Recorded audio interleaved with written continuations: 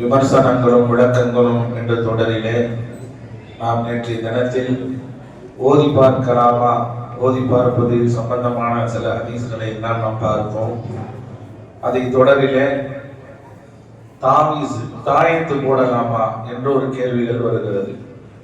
இந்த தாயத்து என்ற வார்த்தை சரியான வார்த்தை என்ன அப்படின்னா தாவீஸ் அப்படின்னா அதுக்கு சரியான வார்த்தை. தாயத்து தாயத்து அப்படின்னு தாவீஸ் என்றதான் தாவீஸ் மாதிரி, தாவீஸ் என்றதை தாயத்து மாத்திட்டாங்க. ஏன்னா சரியான ப்ரொனன்சியேஷன், சரியான வார்த்தைகளோட உச்சரிப்பு இருந்தாதான் அதுக்கு என்ன அர்த்தம்ன்றதை விளங்க முடியும். அதுக்கு என்ன அர்த்தம் விளங்கினாதான் அது கூடுமா கூடாதான்றதை அதுக்கு தீர்மானிக்க முடியும். இப்ப தாவீஸ் அப்படின்றதுதான் அதுக்கு சரியான அர்த்தம்.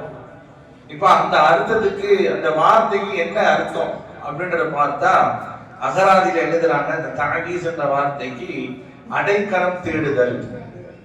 இந்த தாவீஸ் என்ற வார்த்தைக்கு அடைக்கலம் தேடுதல். இன்னொன்னு ஹிஃபாதத் எழுதுறாங்க, பாதுகாப்பு அப்படின்னு ஒரு அர்த்தம் இருக்கு. இன்னொரு அர்த்தம் இலாஜ், நிவாரணம்.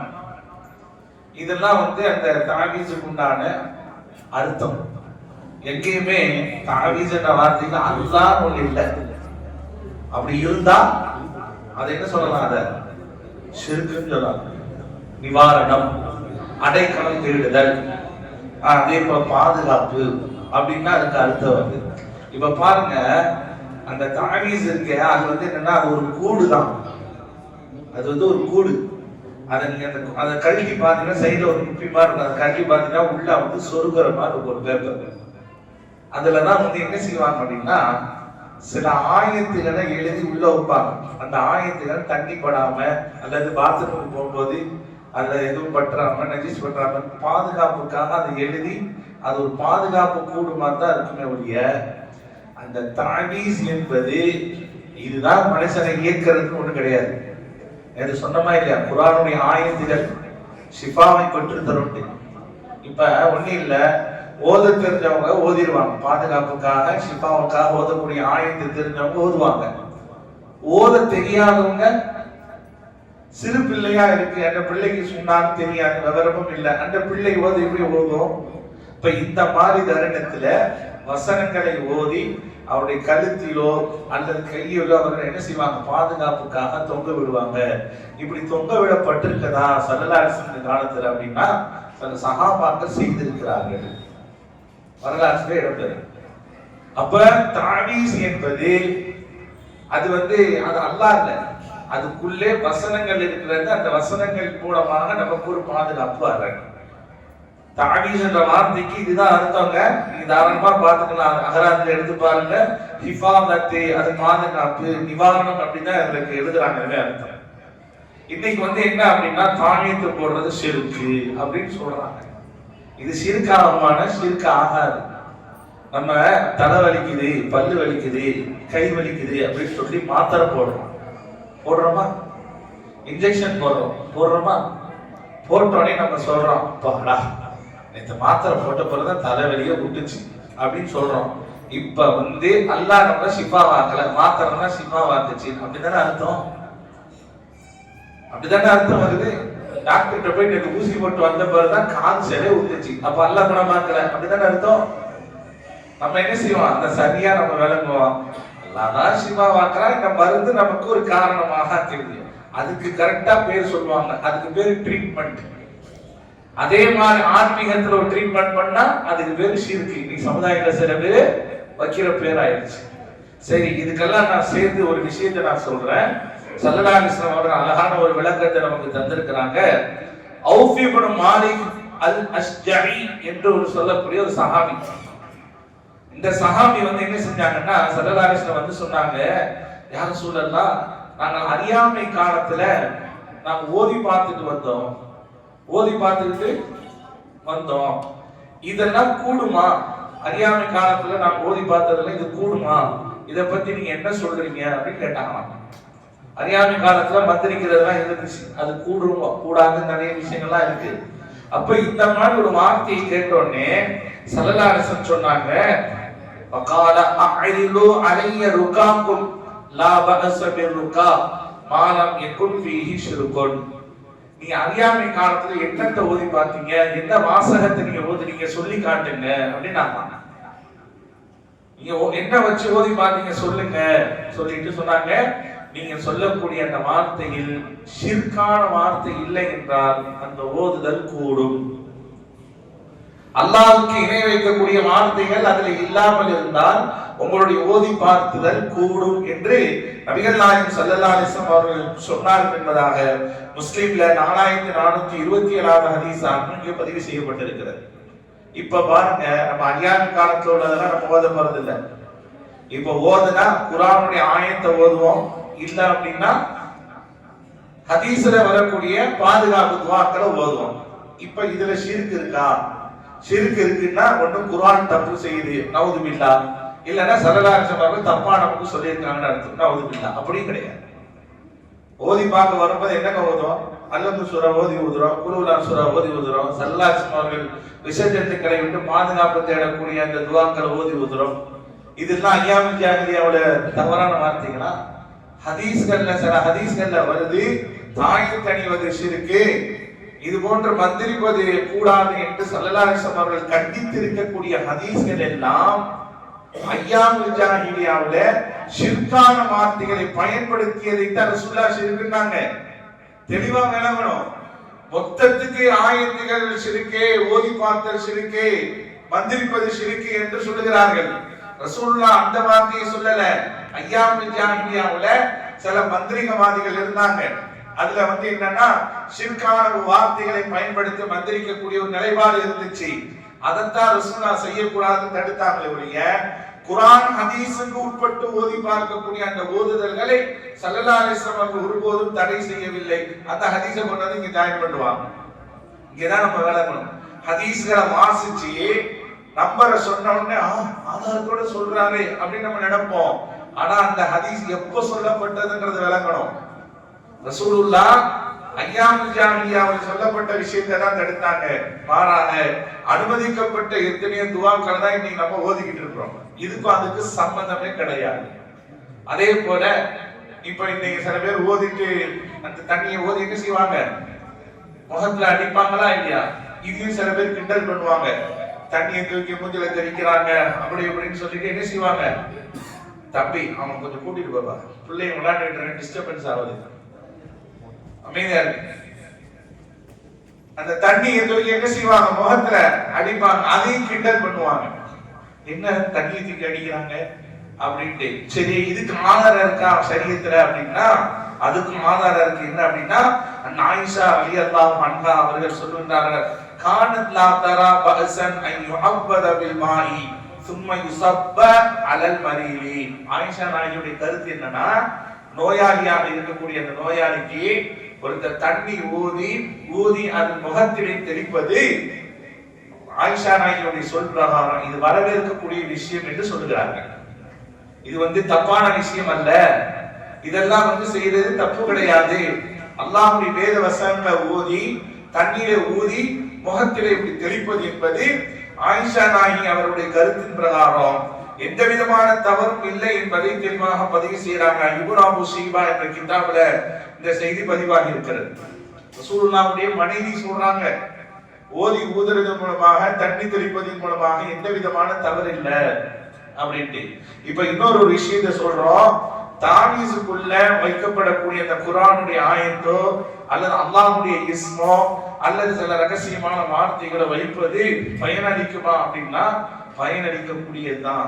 ஏன் அப்படின்னா ஸல்லல்லாஹு அலைஹி வஸல்லம் அவர்களே ஒரு விஷயத்துல ஸலவாத்தினுடைய விஷயத்துல சொல்றாங்க, யார் என் மீது ஸலவாத்து சொல்லி அந்த ஸலவாத்தை ஒருவர் பேப்பர்ல எழுதி வைக்கிறாரோ, ஹதீஸ்ல வருது. இந்த ஹதீஸ சையதுனா அபூ ஹுரைரா ரலியல்லாஹு அன்ஹு அவர்கள் அறிவிக்கின்றாங்க. தபரானிலே பதிவு செய்யப்பட்டிருக்கிறது இந்த ஹதீஸ். என் மீது ஸலவாத் சொல்லி அந்த ஸலவாத்தை யார் ஒரு காகிதத்திலே ஒரு இடத்திலே எழுதி வைக்கிறாரோ, அது அழியாமல் இருக்கும் காலம் எல்லாம் அவருக்காக ஒரு மலக்கு பாவ மன்னிப்பு தேடிக் கொண்டிருக்கிறார். சொல்றது யாரு? சையதுனா அபூ ஹுரைரா ரலியல்லாஹு அன்ஹு. அபூ ஹுரைரா ரலியல்லாஹு அன்ஹு யாருன்னு உங்களுக்கு தெரியும். ஹதீஸ்களை ரிவாயத்தை செஞ்சவங்க. தபரானி என்ற ஆதாரப்பூர்வமான கிதாபுல பதிவு செய்யப்பட்டிருக்கிற இந்த விஷயம். அப்ப அல்லாஹ்வுடைய வசனங்கள், அல்லாஹ்வுடைய திருநாமங்கள், ஸலவாத்துகள், இது போன்ற வசனங்களை எல்லாம் எழுதி தானிசாக தொங்க விடுவது என்பது இதுவெல்லாம் இஸ்லாத்தில் அனுமதிக்கப்பட்டதுதான். ஆனா இன்னொரு விஷயத்தை வழங்கணும், எல்லா முஸ்லிம்களுக்கும் தாயத்தை தொங்க விடுங்கன்னு யாரும் சொல்லல.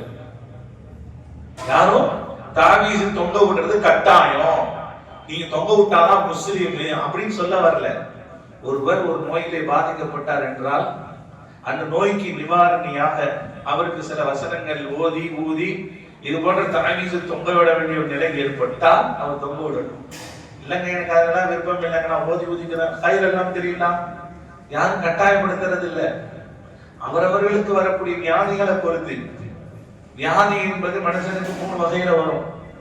ஒண்ணு உடல் ரீதியான பாதிப்பு, இதுக்கு டாக்டர்கிட்ட போய் ட்ரீட்மெண்ட் பண்ணா மருந்து சாப்பிட்டா குணமாயிடும். இன்னொரு நோய் இருக்கு, ஷைத்தானியத்தான ரூஹானியத்தான சேட்டைகள் மூலமாக ஒரு மனிதன் ஏற்படக்கூடிய அசௌகரிய நோய்கள். இதுக்கு தான் ஓதி பார்க்குதல் என்பது இருக்கு, ஷைத்தானுடைய தீண்டுதல் என்பது இருக்கு. இது சம்பந்தமான விஷயம் நீண்ட ஒரு விளக்கம் விளக்கமா பார்க்கலாம். நிறைய பேர் வருவாங்க, ஹஜ்ரத் டாக்டர்கிட்ட போன ஒரு உடம்பு சரியில்லை, எல்லா டெஸ்டும் எடுத்துட்டேன், எல்லா டாக்டரையும் பார்க்காத ஆஸ்பத்திரியில பார்க்காத ட்ரீட்மெண்ட் கிடையாது, எல்லா ரிப்போர்ட்டுமே நார்மல் வருது, ஆனா நோய் போன பாடு இல்லை. இப்ப இதுக்கு என்ன தீர்வு அப்படின்னா, இவர் பாதிக்கப்பட்டிருக்கிறது உடல் ரீதியான பாதிப்பு அல்ல. எக்ஸ்ரேல ஸ்கேன் ரிப்போர்ட்ல என்ன காட்டும், உடல் உறுப்பு என்ன இருக்கோ அந்த ரிப்போர்ட் காட்டும். இது ஆன்மீக சம்பந்தமான விஷயத்துல எல்லாம் எக்ஸ்ரேல ஸ்கேன்ல காட்டாது.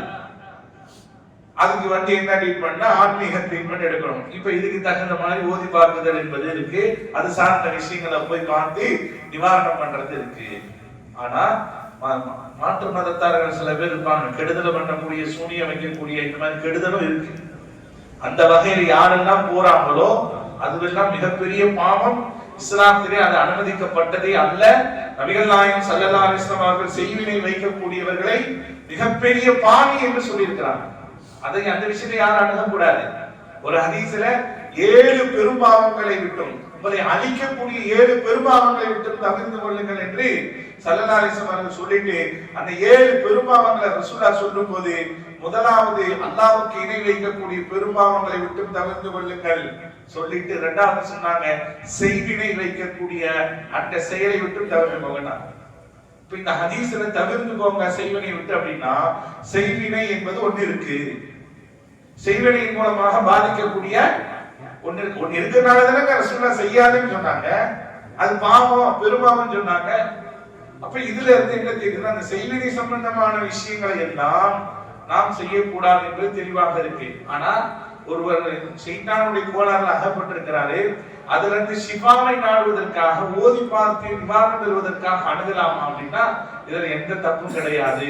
ஏன்னா முழுக்க குர்ஆன் ஆயத்து சம்பந்தமானது. நிறைய பேர் நம்ம ரூமுக்கு வருவாங்க, இந்த மாதிரி உடம்பு சரியில்லை, அந்த டாக்டர்கிட்ட பார்த்தேன் முடியல அப்படி இல்ல, என்னப்பா செய்யணும்ன்ற எல்லாம் ஓதி பார்க்குற அஜயத்தின் தான் சொல்லணும்னு சொல்லி அனுப்பிச்சு விட்டா கடைசியில் நம்மள மந்திரவாதி கூட்டத்துல இருந்து சேர்த்துட்டாங்க. தெரியுமா, நம்ம அஜர்த்து மந்திரவாடி கூட லிங்க்ல இருக்கிறாரு. எப்படி எல்லாம் இருக்கிறோம், அவரு பாவம், அவரு சிவாவாயி குடும்பத்துல நல்லா இருக்கணும்னு சொன்னா எனக்கே செய்வனை இருக்கிறாங்க. நல்லா பாதுகாக்கணும், யாருக்கும் அந்த குணம் எல்லாம் கிடையாது, எல்லா மக்களும் நல்லா இருக்கணும், யாருக்கும் எந்த கெடுதலும் கல்பால கூட யாருக்கும் கெட்ட என்ன நினைக்க கூடாது. அப்படி இருக்கும்போது இதை யாரும் செய்வாங்க. இது ஒரு பேச்சா போயிட்டு இருந்துச்சு. நான் சொன்ன அதுல நீங்க என்ன மந்திரவாதி கூட, ஆமா நான் மந்திரவாதி கூட இருந்துட்டு நான் பெரிய ஆட்சியை பிடிக்க போறேன்.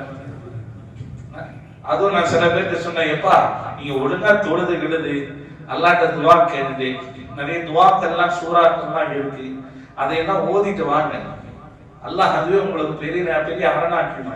அதுவும் குறிப்பாக ஃபஜ்ருடைய தொழுகை எவ்வளவு சிறப்பு அப்படின்னா, அது கடமன் மட்டும் இல்லைங்க, ஹதீஸ்ல வருது, யார் அன்றைய தினத்திலே ஃபஜ்ருடைய தொழுகை தொழுகிறாரோ, அதுக்காக மத்த 4 தொழுகை விடுங்கன்னு சொல்லக்கூடாது, ஃபஜ்ருடைய தொழுகை யார் தொழுது வருகிறாரோ ஃபஹுவ திம்மத்துல்லாஹ், ஹதீஸ்ல வருது, அவர் அல்லாஹ்வுடைய பொறுப்பில் ஆகி விடுகிறார். அன்னைக்கு பூரா அவர் அல்லாஹ்வுடைய பொறுப்பில் இருக்கிறார், அவருக்கு எந்த விதமான கெடுதலையும் தீமையும் வர்றதில்லை, அல்லாஹ் பாதுகாப்பு. இப்ப தினத்தோறும் ஒவ்வொரு ஃபஜ்ர் தொழுகையும் அவர் தொழுதுட்டு வரார் அப்படின்னா ஒவ்வொரு நாளும் அவர் அல்லாஹ்வுடைய பொறுப்புல இருக்கிறார். தொழுது முடிச்ச உடனே திக்ருஹாத்துகளை ஓதுறது, தஸ்பீஹாத்துகளை ஓதுறது, இத்தனை துஆக்கள் இருக்கு, ரசூலுல்லாஹ் சொல்லி தந்திருக்கிறாங்க. அதையெல்லாம் ஓதிட்டு போகணும். இன்னைக்கு ஃபஜ்ர் தொழுவாங்க சில பேர் இருப்பாங்க, கொஞ்ச நேரம் தஃப்சீர் கேட்கறதுக்கு முடியாது, குடு குடு குடு குடு வெளியே போயிட்டு ஒரு 2 ஊர் ஓதிட்டு ஒரு குடிக்கணும். அது கொஞ்ச நேரம் கழிச்சு போய் குடிங்க. நம்முடைய பள்ளிவாசல் அல்லாஹ்வுடைய கிருபையினால தஃப்சீர்லாம் நடத்தப்படுது. யாருக்கு தஃப்சீர் நடத்துறோம்? மக்களுக்கு. அஸ்ஸலாமு அலைக்கும் வரஹ்மத்துல்லாஹ் ஒரு சலாம் முடிஞ்சா 2வது சலாம் சேர்ந்து பண்ணிட்டு இருக்கிறேன். என்ன அர்ஜென்ட் தண்ணி குடிக்கணும். நமக்கு ஒரு இது இருக்குன்னா அசத்து ஒரு மாதிரியா நமக்கு போய் தண்ணி சாயா ஊத்தணும். அதுக்கப்புறம் அந்த சாயாவை சுற்றி குடிச்சிட்டு 1 மணி நேரம் ரவுண்ட் அடிச்சுட்டு 8 மணிக்கு வீட்டுக்கு போறது. கொஞ்ச நேரம் ஸல்லல்லாஹு அலைஹி வஸல்லம் என்ன செஞ்சாங்க? ஃபஜ்ர் தொழுத பிறகு உட்கார்ந்து சூரியன் உதயமாகும் வரைக்கும் அல்லாஹ்வின் தஸ்பீஹ்ல இருப்பாங்க. சூழலாம இருந்தாங்கன்னா நம்ம அந்த அளவுக்கு இல்லைன்னா கூட கொஞ்ச நேரம் திக்ர் ஓதலாம், இஸ்திக்பார் ஓதலாம், பாதுகாப்புக்காக ஓதலாம், யாசின் ஓதலாம். நிறைய விஷயம் இருக்குதான், நம்ம அதெல்லாம் செய்யறது இல்ல. நமக்கு ஏதாவது ஒரு ப்ராப்ளம் வரும்போது மட்டும் அல்லாஹ் நினைவுல வருவான். டேய் கொடுத்து விடுற அசத்துட்டேன். எதுக்கு? ஓதி விட. அசத்து ஓதி விட்டா பத்தாது, நமக்கு நம்ம முதல்ல ஒரு சேஃப்டி பண்ணணும், நமக்கு உண்டான பாதுகாப்பை தேடணும்.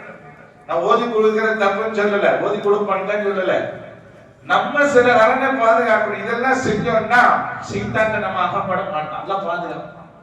அதெல்லாம் நம்ம செய்யறது இல்ல. ஓத வேண்டியதெல்லாம் ஓதாம இருக்கிறதுனால இந்த மாதிரி மாட்டிக்கிட்டு அதுக்கப்புறம் வழி என்ன சத்து. நிறைய பேர் வந்து தீர்வு கேட்கிறாங்க. நான் கேட்கிறேன், நீ தீர்வு தேர்றதுனா முதல்ல ஃபஜ்ர் தொழுவு, 5 வேளை தொழுகையை சரியா தொழுவுப்பா. இதெல்லாம் ஒழுங்கா தொழுதாலே பலா முசீபத்து போவோம். தொழுகையை சரியா தொழுகாம அந்த பலா முசீபத்தா இருக்கு, இந்த கஷ்டமா இருக்கு, அந்த நோய் நோக்காடா இருக்குன்னா எப்படி தீர்வு காண முடியும்? ஃபர்ஸ்ட் அசல் தொழுகை தானே. அந்த தொழுகையில நாம் சரியாக இருந்து ஒவ்வொரு தொழுகைக்கும் மத்தியிலே தொழுகைக்கு பின்னாடி யார் ஆயத்துல் குர்சி ஓதுகின்றாரோ, ஆயத்துல் குர்சியினுடைய சிறப்பை பத்தி ரசூலுல்லாஹ் சொல்றாங்க. தினந்தோறும் ஒவ்வொரு தொழுகைக்கு பின்னாடி யாரு ஆயத்துல் குர்சியை ஓதுறாரோ அவருக்கும் சொர்க்கத்துக்கு மத்தியில இவர் மவுத்து மட்டும்தான் தடையா இருக்கு. அந்த அளவுக்கு இவர் சொர்க்கவாதியாக ஆகிறதுக்கு உண்டான வாய்ப்பை பெற்று தருதுனா. இந்த மாதிரி நிறைய அவுராதுகள்லாம் இருக்குதான். முடிஞ்ச அளவுக்கு கொஞ்சமா ஒரு இஸ்திக்பாராக ஓதிட்டு போனோம் அப்படின்னா நமக்கு ஒரு சேஃப்டி, நம்ம வியாபாரத்துக்கு ஒரு பரக்கத்து, நம்ம குடும்பத்தார் பிள்ளைகளுக்கும் ஒரு சேஃப்டி. இந்த மாதிரி இருக்கும்போது நமக்கு எதுவுமே தேவைப்படாது. சைத்தானை விட்டு அல்லாஹ் நம்ம என்ன செஞ்சிருவான்? பாதுகாத்துருவான். ஹைர் அல்ஹம்துலில்லாஹ். நாம் நிறைவுக்கு வருவோம். இது போன்ற எதுக்கு இந்த ஓதி பார்க்குதல், அதே போல இந்த தஅவீஸ் அணிதல், இதெல்லாம் வந்து கட்டாயம் சொல்லல. ஆனால் நோயாளிகளுக்கு தேவைப்பட்டால் போடுவதில் எந்த தவறும் இல்லை. அதே போல புர்தா ஷரீஃப்ல நம்ம பள்ளிவாசல்ல மாசம் புர்தா ஷரீஃப் நடக்கும்போது ஷிஃபாவுக்காக வேண்டி ஓதி பார்க்கறதுக்கு தண்ணி கொண்டு வந்து வைப்பாங்க. அதை ஒரு ஆள் கழுவி ஊத்திருக்கிறான். பாட்டுல போய் ஊத்துறீங்களா சொன்னவன் அதோட பள்ளிவாசல் பக்கம் காணாம். எங்கடா? வீட்டுல படுத்து கிடக்குறான், முடியலையாமா. நீ யாருடைய விஷயத்தை விளையாடுற? ரசூலுல்லாஹ்வின் மீது ஸலவாத் ஓதக்கூடிய விஷயத்தை விளையாடுற. அங்க ஓதக்கூடிய அந்த புர்தாவுடைய ஷரீஃபு, அதனுடைய வாசகம் எல்லாம் ரசூலுல்லாஹ்வுடைய அங்கீகாரம் பெற்ற வார்த்தைகள். அது ஓதப்பட்டு அல்லாஹ்விடத்துல கையேந்தி துஆ கேட்டு ஷிஃபா குர்ஆன் ரப்பேன்னு சொல்லி ஓதிட்டு போய் அதை குடிக்கும் போது நக்கல் பண்றிய. நீ யாரை நக்கல் பண்ற? எங்களை இல்ல, ரசூலுல்லாஹ்வுடைய வாசகத்தை கிண்டல் பண்ணா அல்லாஹ்வுக்கு கோபம். அல்லாஹ் இந்த மஹல்லால நடந்தது. ஒருத்தர் சொன்னா ஹஜ்ரத் தண்ணி ஓதி கொடுக்கறதெல்லாம் கிண்டல் பண்றாங்க. கிண்டல் பண்றவன் பண்ணிட்டு போறான், அனுபவிப்பான், கண்டிப்பா அனுபவிப்பான். ஏனென்றால் நபிகள் நாயகம் ஸல்லல்லாஹு அலைஹி வஸல்லுடைய விஷயத்தில் யார் கை வைத்தால் அல்லாஹ் சும்மா இருக்க மாட்டான். அதே போல அந்த ரசூலின் மீது வசீலாவை தேடி ஆதரவு வைத்து ஷஃபாத்தை நாடி ஸலவாத்தின் மீது நம்பிக்கை கொண்டு அல்லாஹ்வுடைய உதவியை தேடக்கூடியவர்கள் யாரும் ஏமாந்து போக மாட்டாங்க. அதனால இது போன்ற ஓதி ஊதுதல், இது போன்ற ஷிஃபாவுக்காக தேடப்படக்கூடிய ஒரு விஷயத்தையும் விருப்பம் இல்லைன்னா அமைதியா இருந்துருங்க. எனக்கு இதுல விருப்பம் இல்லைன்னா அமைதியா இருந்துருங்க. அதை போட்டு மத்தவங்க போய் விமர்சனம் பண்றது, கேலி கிண்டல் செய்யறது, இதுவெல்லாம் ரிப்ளை கிண்டல் பண்றவங்க தான் வந்து சாரும். கடைசியா ரப்பே ரஹ்மானின் மௌத்து நேரத்தை இழுத்து கிடக்கும். அல்லாஹ் அந்த நிலையை விட்டு பாதுகாத்து குர்ஆனுடைய ஹதீஸுடைய விஷயங்களில் எச்சரிக்கையாக இருக்க வேண்டும். அல்லாஹ் அதற்கு அருள் புரிவானாக.